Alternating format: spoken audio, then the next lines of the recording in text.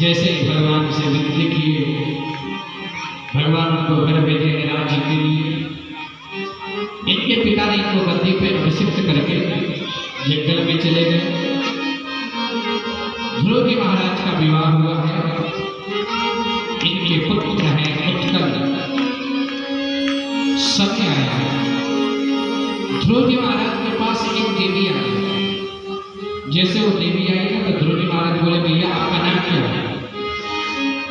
बोले, मेरा नाम है मृत्यु देवी और ये मेरा लोक है, और जो आएगा उसको जाना पड़ता है।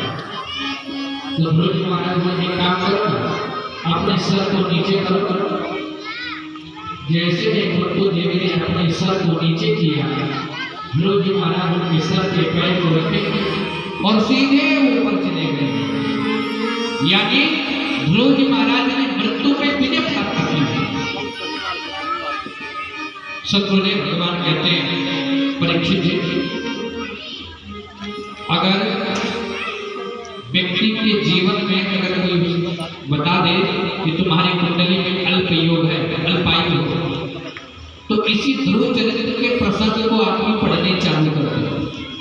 अगर पढ़ नहीं पा रहा तो किसी के द्वारा सुनने चालू कर दे, उसकी आयु पूर्ण हो। आगे चलते सदगुरुदेव भगवान कहते हैं, प्राचीन पर ही महाराज के बारे में वर्णन करते हैं। सुखदेव जी कहते हैं, परीक्षित जी, अनेक प्रकार के मनुष्य के बारे में वर्णन करते हुए बताते हैं कि व्यक्ति का जीवन पहला क्या, बाल्यावस्था, फिर उसके बाद थोड़ा और बड़ा होता है युवावस्था, फिर जवानी, फिर वृद्धावस्था। लेकिन व्यक्ति के जीवन में भगवान ने मौत की 4 चेतावनी दी है।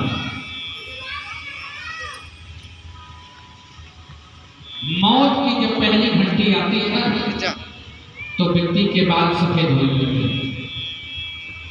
भगवान कहते हैं, दुनिया वालों, तुम्हारी मौत की पहली घंटी बज गई, कम से कम अब तो भजन करो। दुनिया वाले कहते हैं, ऐसे कैसे भजन करेंगे? जाएंगे 10 रुपये का भेंट लेकर के आएंगे, बाल खोलेंगे, लेकिन भजन नहीं करेंगे। मौत की दूसरी घंटी बजती है, आंख से जितना कम होने लगता है। भगवान कहते, भैया कम से कम अब तो भजन करो। बोले ऐसे कैसे भजन करेंगे? जा करके लेंस लगा लेंगे, चश्मा लगवा लेंगे, लेकिन भजन नहीं करेंगे। मौत की तीसरी घंटी बजती है, दांत ना धोखा देने लगते हैं। भगवान कहते, भैया अब तो कम से कम भजन कर। बोले ऐसे कैसे भजन करेंगे? जाकर के पत्थर के दांत लगवा, कमर घुटना सब जवाब देने लगते हैं। भगवान कहते, भैया कम से कम अब तो भजन करेंगे, वृद्धावस्था कहते हैं। बोले ऐसे कैसे भजन करेंगे? भजन ना करेंगे। अनेक प्रकार के उपाय चयनप्राश से लेके पता ना कौन कौन से औषधि का प्रयोग करने चालू करेंगे। देखो 4 को चेतावनी, लेकिन 5वां भगवान चेतावनी नहीं देता, सीधे 5वां घंटा भगवान बजा देता। जैसे भगवान घंटा बजाता ना, लोग सब अपने काम को छोड़ करके चले जाते, भैया चलो अब अंतिम विदाई कर देते। सुखदेव जी कहते हैं, परीक्षित जी, इस जिंदगी का कोई भरोसा नहीं है, कि कभी किसी का साथ नहीं देती है।